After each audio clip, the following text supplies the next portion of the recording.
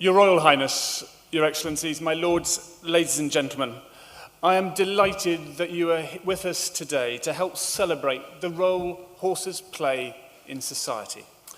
I realise I am speaking to an audience of the converted, as we all make our living, at least in a small part, from working with horses. And we are in very good company, because in Britain and across the globe, horses are powering economies, shaping cultures, and contributing to the wealth, well-being, and enrichment of society. And it is high time that the rest of the world woke up to this reality. This Remembrance Sunday provided another graphic reminder that in the First World War, no less than 8 million horses died in that terrible conflict, in addition to the many, many brave soldiers who also gave their lives. At that time, horses were the all-terrain vehicles, the transporters, the ambulances, the messengers, the advance parties, and the munition suppliers. They accompanied men and women in the field and in the trenches. They were used as shields, as weapons, and in desperation, as food. But as was so evident in the story of Warhorse, they were also companions, allies, and indeed friends. We still have horses in service, most notably with the Household Cavalry Mounted Regiment, the King Street Royal Horse Artillery, and in the police service, which we will hear more about shortly. So we recognise the universality and the versatility of horses. They perform so many roles for humankind, and as I will explain, this is both their strength and their curse. But from the beginning, horses were used in sport and in war. Like it or not, this is the kernel of our relationship with horses. Some people believe, of course, that horses only belong in fields, untouched by humankind. This vision is clearly a fantasy. The reality of the horse as we know it has been determined by its relationship with us. The horse is as relevant to modern society today and culture and our economies as it ever was.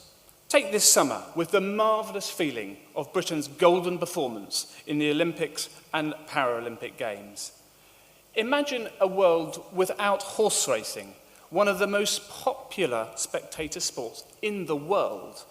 And what kind of Britain would we have without the 2.8 million riders? What about the many millions in Europe, in America, in Australia, the Middle East, and Asia, who are enjoying horses as I speak right now? These horses provide a valuable relief to their owners from the stresses of the modern world. But how can we measure the impact horses have on cultures around the world? Horses have inspired and continue to inspire great paintings, books, films, theatre, comedies, even opera, as we hosted at our Belwade farm in Scotland recently. And as of course have we seen photographs, some excellent examples of which we have here today. Horses, of course, confer other benefits.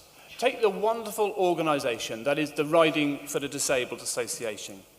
Riding horses has long been recognised for good for body and spirit, and horses and ponies play a great role developing, rehabilitating, and giving pleasure to disabled through the RDA.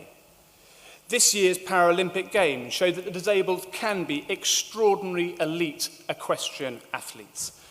And increasingly, horses are used to help people with autism, development, and learning difficulties. They help rehabilitate prisoners and veterans who have suffered severe psychological and physical damage while serving our great country. And when young children get to care for a pony, it gives them a sense of responsibility that is so often lacking in today's world. These are, of course, all very worthy contributions by horses, but let's talk for a moment the language everybody understands, namely money. Horse-related industry, including sport, contributes £7 billion to the UK economy every year. 7 billion. In Europe, it's 100 billion euros. In the States, it's $100 billion. And in Asia, it grows by the day. So let's be clear about this. Horses play a significant role in our economy, and it's time people faced up to that. And of course, equestrian business is so critical in the rural economy. This is very evident in a developing world, where we run our international programs in Africa, Central America, and as we heard, thanks to FEI Solidarity, in Cambodia. Here, the livelihoods of both the urban and rural communities are completely dependent on horsepower. They are the cars, the lorries, the water tankers, the people carriers, taxis, and rubbish collectors.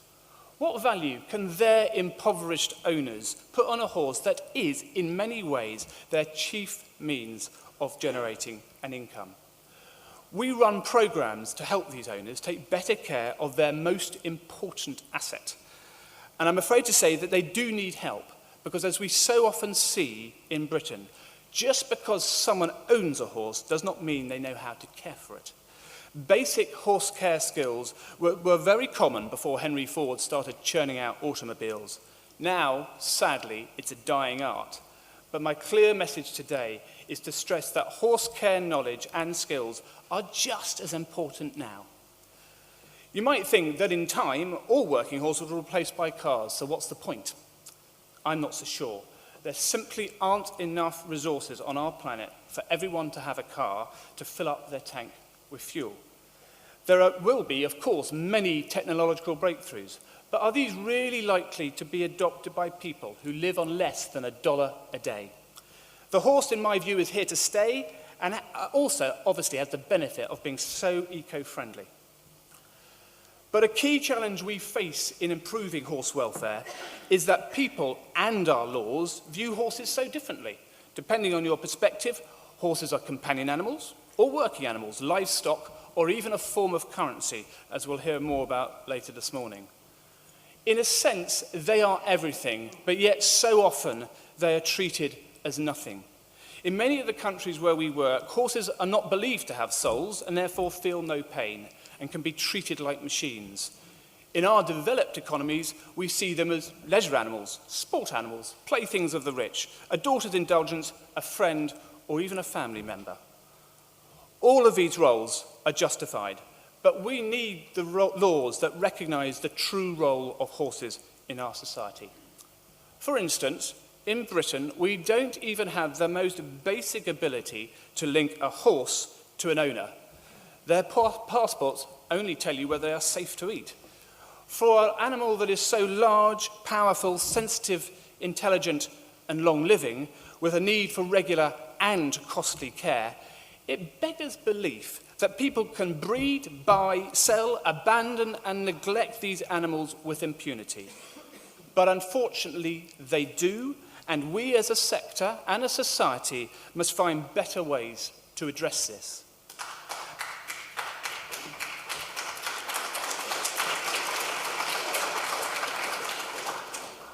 That's thrown my timings. I didn't have any. And there are, of course, the poor, vulnerable horses from the continent, imported into Britain under the tripartite agreement, with no health checks and no future. This makes no sense. It's causing welfare problems, and even more alarmingly, is bringing exotic disease onto British shores. Meanwhile, DEFRA has withdrawn funding for the National Equine Database, removing the only central record of horses and their owners in Britain. I am in no doubt, and I'm sure you are too, that DEFRA are playing with a loaded gun when they pretend that a central database is no matter for government. If we learned anything from foot and mouth and the BSE, is that you cannot manage the spread of disease unless you know where it's going to spread to. We've had 2 more cases of equine infectious anemia in the UK this year, and of course there have been cases in Germany, one of which prevented last year's Prix de l'Arc Triomphe winner Dame Dream from defending her crown. So let's be very clear about this. If we do have a serious outbreak of contagious disease, like African horse sickness, the entire horse industry might come to a halt. That would mean lost jobs and the loss of billions from the government purse. We need an effective database, and we need it now, because I don't believe I'm scaremongering when I say that the fate of the economy depends on it. And now there are many who still think that horses are only the preserve of the wealthy, the playthings of the rich. I don't need to tell any of you what an outdated and feeble stereotype this is. On the contrary, horses are a great leveller. Connections with horses transcend culture, class, and politics. All over the world, we see people forging the same kinds of relationships with horses, experiencing the same joys and the same challenges. And we see this every single day in all of our work. So, horses belong to all of us. They are here because of us, and we are completely responsible for them. So we must make it a priority to respect and care for these magnificent, intelligent, and noble animals. They are indeed humankind's other best friend.